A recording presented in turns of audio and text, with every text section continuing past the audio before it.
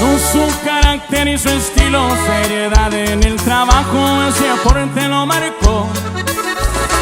Siempre afiliado con los grandes en la escuela de su padre, porque así se lo enseñó.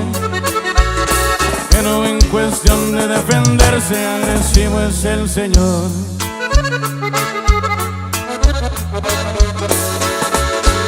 Cancún viajaba hasta Tijuana, no le teme a los problemas porque nunca se ha enredado. Los países